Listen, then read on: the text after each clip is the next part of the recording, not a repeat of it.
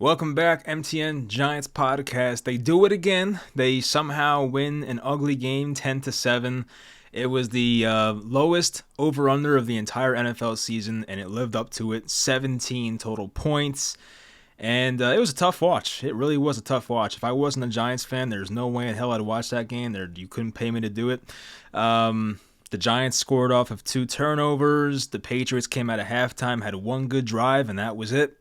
And that's your offense. That's the game right there. Of course, the Patriots game came down to a potential game-tying field goal to go to overtime. And, I wanted to lose this game, but in hindsight, maybe it's better that we didn't get the extra 10 minutes of this game. Like, maybe you just get it over with. So the 35-yarder by Chad Rylands, I guess he's some rookie kicker, freaking Chad. He missed a 35-yard field goal to potentially tie the game. And yeah, that would have made it 10-10, and it would have went to overtime. So it kind of had that vibe that when he went out there, it was like, he ain't making this. Like, you just know as a Giants fan, like, this shit ain't gonna happen. Like, he is not making this field goal. And of course, he hooked it left, and the crowd went crazy. I was not happy. I really wasn't. I'm glad I wait, till nighttime to make these reactions, because if I made this reaction right after the game, I would have been heated. Like, I was very pissed off about this win. I mean, it's nice. It's good for the guys. It's good for the coaches and whatnot. There was that weird report about Don Martindale and Coach Brian Dable having tension. So it's good to see a win because of stuff like that. But in terms of like my hopes and dreams of having a top 2 pick and getting Caleb Williams or Drake May, that pretty much came to an end today. People will say, oh, trade up, but once again, it takes 2 teams to tango, right? Like, you need 2 parties to be willing to make a trade, and if you go through it, like, why would Chicago trade back? Okay, maybe they stick with Justin Fields. I wouldn't. I liked Fields coming into this year. I mean, he still has like 6 games to prove himself, or 7 games, whatever it is. They play tomorrow night. But it'd be crazy to not reset the rookie scale with Justin by moving on from Justin Fields and taking a rookie. Arizona, yeah, they might keep Kyler, but New England, they're moving on. We saw their quarterback situation today. Now the freaking Washington Commanders are in front of us. And yeah, they might stick with Sam Howell. But then again, they're probably going to fire Ron Rivera anyway. So I don't know what's going to happen there. Point is, though, it's not always easy to trade up. It's very easy to say trade up, but you have to have the right teams in the top 2 or 3 to be willing to trade up. And trading up's expensive. I went over this in like my last video, I think. It's like people say trade up like it's nothing. Like, yeah, I'd rather lose these games than have to give up 2 future first-round picks, because that just hurts you more in the future. You know what I mean? So that's the annoying part about this game. I guess the good news is the defense came in and played well. A lot of guys that should be a part of this team for the future made big impacts. Xavier McKinney, he's a guy who a few weeks ago I was writing him off. I'm like, I'm done with this guy. I'm tired of him always lashing out in the media and saying some dumb shit and causing turmoil. But I would say the past 2 or 3 games, like, he's looked really good. He's making some big impact plays and had the big interception today, of course. So, McKinney's out there doing his thing, and he's still a young guy in a contract year. So we'll see if the Giants do want to bring him back or not. But I would say if he keeps playing like this, it's going to be tough to walk away. I'm sure Joe Shane will, set a price, and we'll see if they can agree on that. But the comments in the media sometimes annoy me with him, but if he's playing at this type of level, you pretty much have to keep him. A 25-year-old playing free safety at a pretty high level like this, it just makes sense to keep him. So DeVito gets his 2nd career win. He's been putting up good stats lately. Did not turn the ball over today, I believe. So, the offense was not exciting by any means. I mean, he took 6 sacks, and there weren't that many big plays, but they were able to move the ball a little bit. And of course, as I mentioned on the top of the video, their points came off the interceptions. So the defense was pretty much the main reason they won today. But, it seemed like a real team effort overall. So, quiet day for Saquon. That was kind of expected with how good the Patriots run defense had been this year.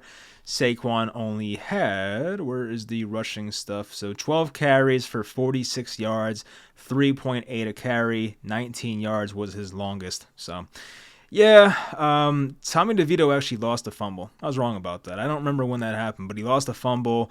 So the Giants did still win the turnover battle 3-1. Of course, Mac Jones had 2 interceptions in the first half. One of those was to Deontay Banks, who continues to impress. I know the PFF grade's not good for Deontay Banks.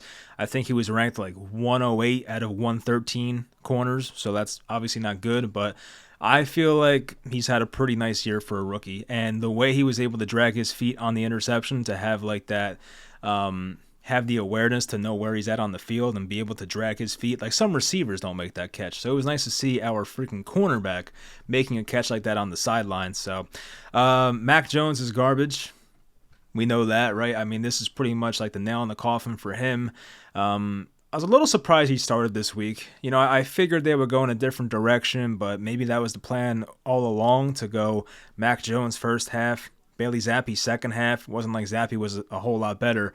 But Mac Jones looks broken. Like, the interception he threw to Bobby Okereke was just one of those you just wouldn't see from an NFL player. You know, I tweeted this before, how Mac Jones in 2021, the perception was, oh, this is a good NFL quarterback. Then in 2022, it was like, Mac Jones, I don't know, he'll be a good backup quarterback for a long time, but he'll be in the league forever. And now in 2023, it's like, man, this guy should not be in the NFL. He sucks. Like, the drop off from where Mac Jones was just 2 years ago to now is crazy. So I don't know how it got so bad. I know the weapons aren't good in New England, but like, and by the way, one of their top receivers, Demario Douglas, his injury looked pretty bad. He got clotheslined by Cam Brown, which I'm still shocked that wasn't a flag. I guess, you know, I don't know what kind of flag you would throw there.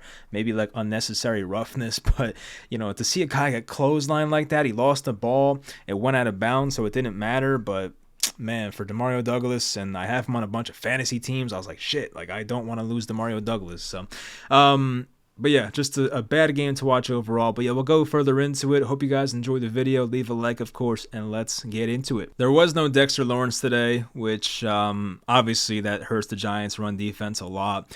And it felt like the Patriots, you know, were running the ball very effectively. Let's see what Ramondre and Zeke were doing. So Ramondre had 21 carries for 98 yards, 4.7 a carry, of course, had that touchdown. And Zeke was 9 for 46 on the ground. That's 5.1 a carry. So they ran the ball effectively. I feel like if Dexter Lawrence was there, it probably does not happen to that extent. I do think the Patriots probably would be forced to pass the ball a bit more, which probably would have helped us anyway. But, as for the Giants offense, we'll start there. Tommy DeVito, 17 of 25, 191 passing yards, 1 touchdown. Did lose the fumble, of course. The leading receiver was Jalen Hyatt, 5 catches, 109 yards. He had that deep catch down the right sideline. It was a nice throw. You know, it was like a good anticipation throw. It was, you know, placed in the right spot. Maybe could have let him a bit more, but still, to make that throw was impressive. So Jalen Hyatt, first career 100-yard a game, 100-plus yard a game, I should say. So that's good to see. He seems like a real player. You know, we saw that with Tyrod Taylor when he came in. Jalen Hyatt made some plays. I feel like the only big Jalen Hyatt play with Daniel Jones was the, you know, first play in the third quarter in Arizona. We did see Darius Slayton play, which was very interesting, because when a guy's doubtful, he's usually very doubtful. Like, that's pretty, you know, it's pretty standard for a guy who's doubtful to miss a game. But Slayton came in there, didn't do much. It was 2 catches for 16 yards. When I saw him out there, I was like, is that Darius Slayton? What the hell is he doing out there? So I guess shout out to him for kind of gutting that out. But Wan'Dale Robinson had a few small catches, you know, 4 catches, 26 yards.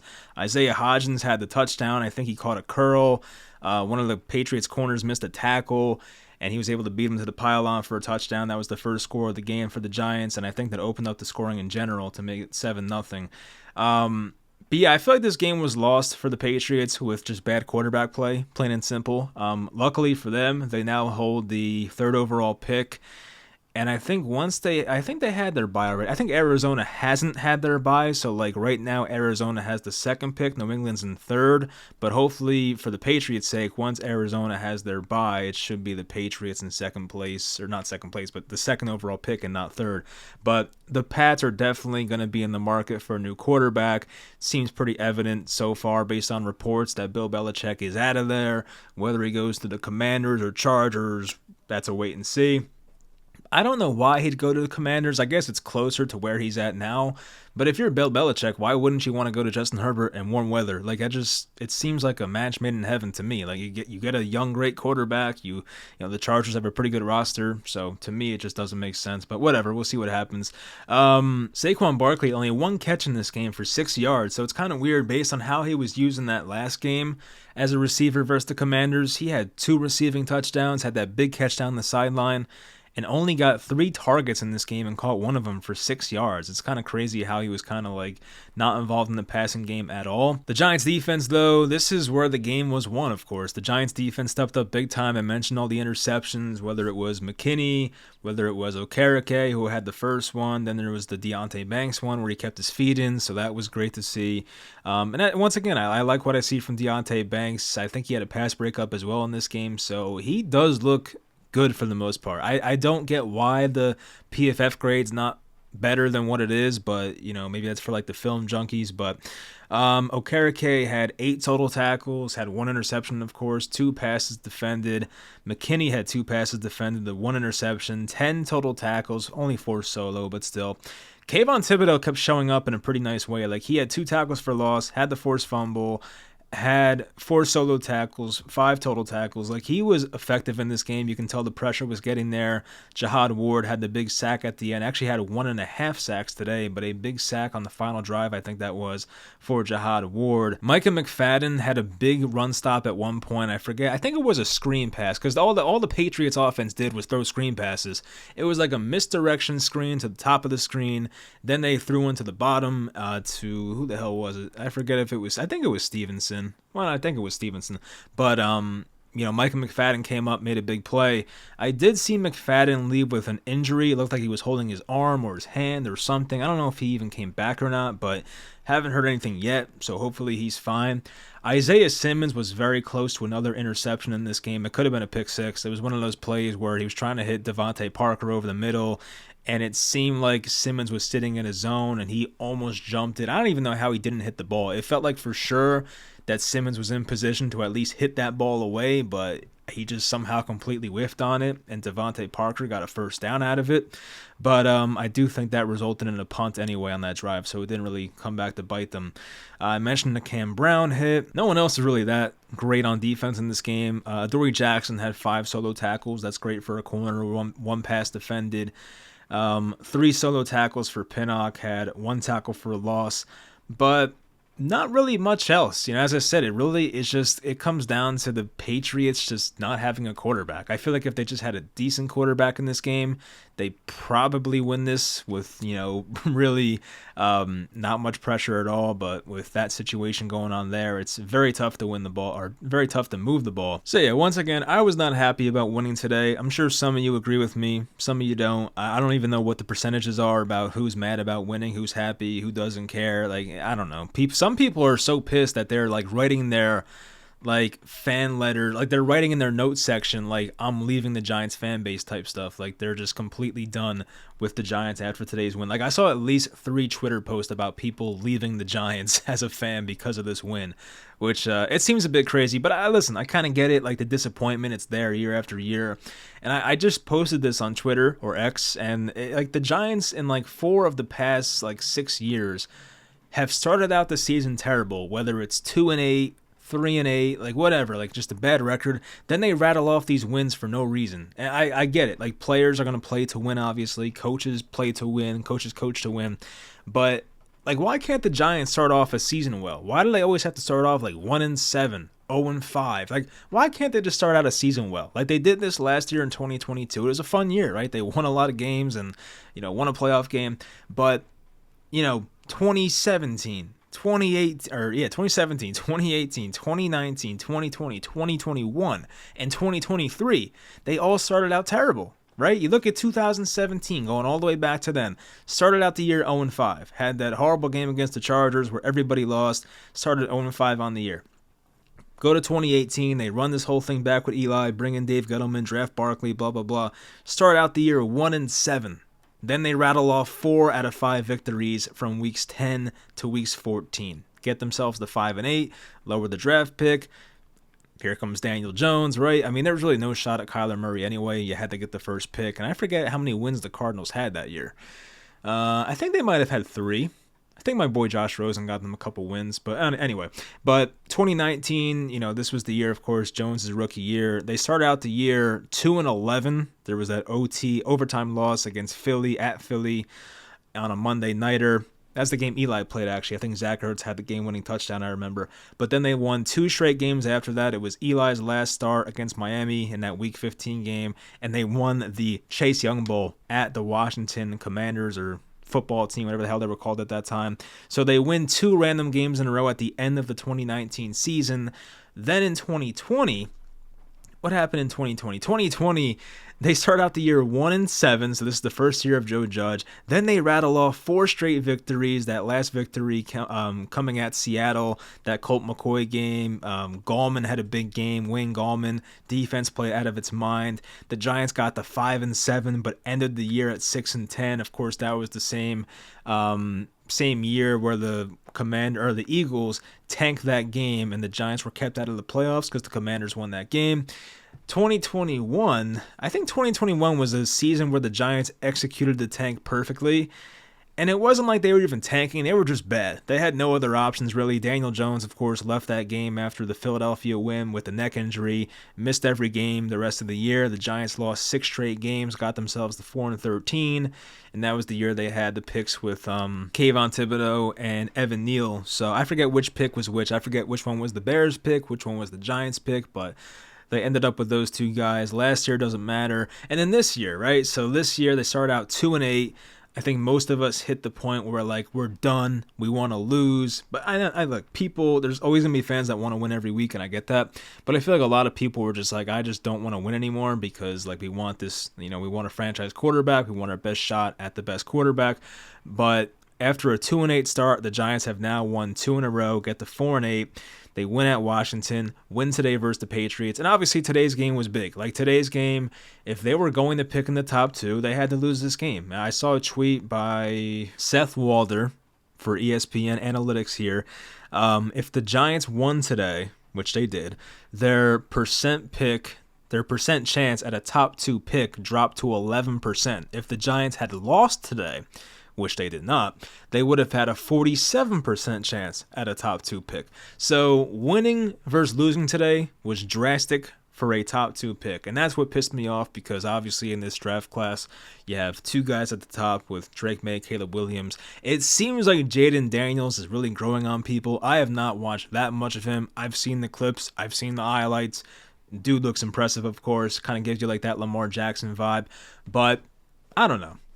Would the Giants really draft Jaden Daniels? We know the Giants' history, right? Would they really draft Jaden Daniels? I don't know. Doesn't seem like a John Mara type of guy, right? I don't mind it, of course, but I don't know. I really do hope it's up to Joe Shane and Brian Dable. I just cannot stand John Mara getting in the way with these freaking decisions. This was funny, too. It was actually Seth Walder once again. So someone asked him on Twitter, what is the single worst decision an NFL team made since January 1st of this year?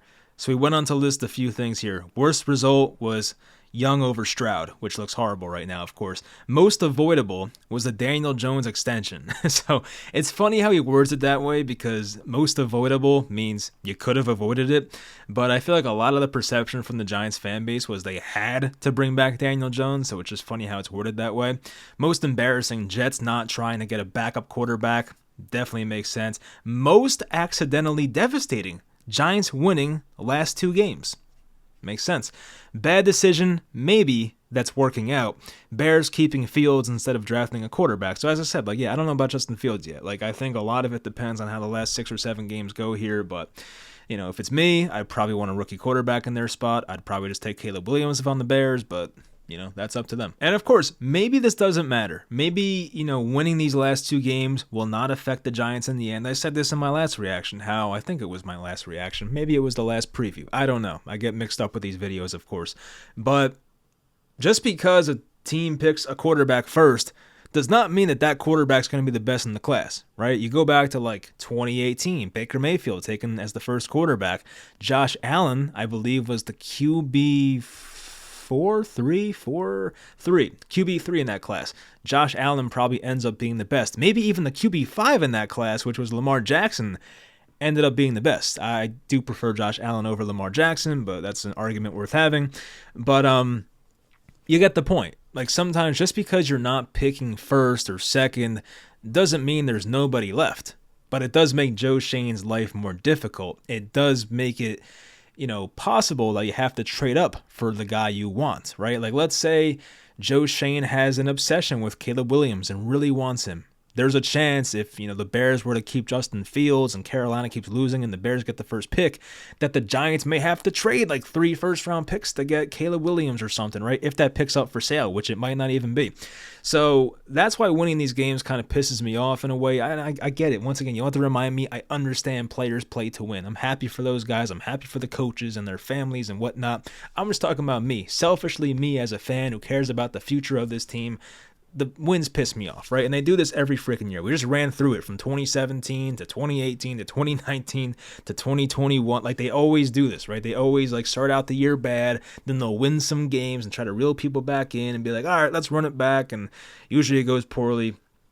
So that's why this pisses me off. Like I've seen this before with this team, and luckily for my sake and hopefully getting a better pick, the Giants' schedule the rest of the way is pretty difficult, right? It's not that easy. It's not going to be Patriots or Commanders anymore.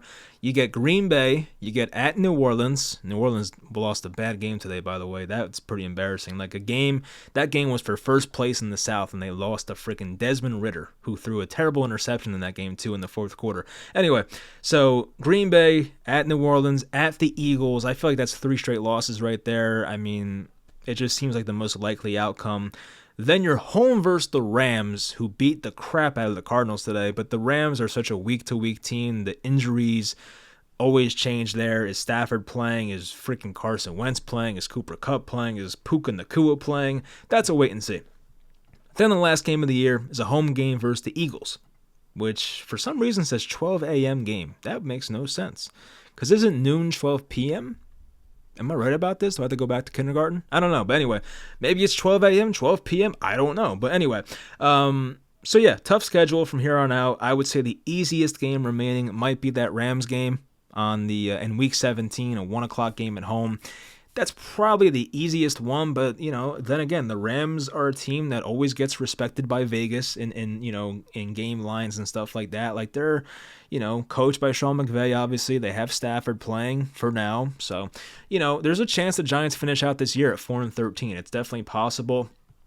If that is the case, the Giants would have to have the Patriots win at least 2 more games. You have to have the Cardinals win at least 2 more games. Like things have to happen to move up in the draft, and we have to have Chicago win tomorrow and beat the. I think they play Minnesota, so I'll be rooting for the Bears tomorrow, hopefully, and we could jump them for a draft pick. But then again, the Bears' strength of schedule is very low. So I think even if the Giants and Bears are tied record-wise, the Bears are still over us because the strength of schedule is way easier for Chicago. So the Bears have to win at least a couple more games here to to get over them in the draft. So that's why it's annoying. Like I just wanted to lose and have the second pick and make everything easy, but nope, we have to win these games. So hey, if you wanted that win, congrats. It was probably really exciting. I know the stadium got hyped after that missed field goal, but there's something about winning a 10-7 game to improve the 4-8 that just does not sit right with me. And, you just say it like that and it sounds terrible, right? Like, we won a game where there was 17 total points and we improved to 4-8. It's like, man, that is pretty embarrassing to be happy about that. But hey, we don't have much to be happy about. So, it's a very touchy subject, the whole tanking thing. We've been on this now for the past 3 or 4 weeks, and we'll see how this plays out. But there is a bye next week. I don't know what I'm going to do content-wise with the Giants during this bye. I'll try to think of something because I know obviously the trade deadline's over. Maybe start talking about draft scenarios and trading up, or try and predict the rest of the season. I don't know. You guys let me know in the comments what you want to see. But that's pretty much all I got. There's not much to talk about with the game, obviously. A lot of it's like big picture stuff and what's going to happen with the draft picks and whatnot. But some people don't care about that. I don't know why, but some people don't care about it. So if the Giants are picking 4th or 5th, I hope they get the best player there. Ooh, Lamar Jackson almost threw a bad interception there to Asante Samuel. But anyway, once again, maybe we take Jaden Daniels, or we take, I don't know, Penix, McCarthy, whoever, maybe those guys end up being the best quarterback in the class. I don't know. You can't predict the future, right? But my reasoning is always I want the highest pick possible because I want Joe Shane to get the guy he wants. And if you're picking 4 or 5, there's a less of a chance that Caleb or Drake are there. And, it's just, you know how it is. Anyway, hope you all enjoy the video. If you hate the loss, I'm sorry. I'm with you. It sucks for us people that want to tank. And for those who want to win, congrats. Enjoy the Victory Monday. And, the next couple days it'll feel good. But we'll see what happens during the bye week. If any drama keeps coming up about Don Martindale and Brian Dable's relationship, which I hope is not that bad. When Jay Glazer says it, it's usually pretty accurate. So that's why it's kind of like I do believe it. But at the same time, I do like Don Martindale. Like even today, the guy, was great. So, hopefully he stays around.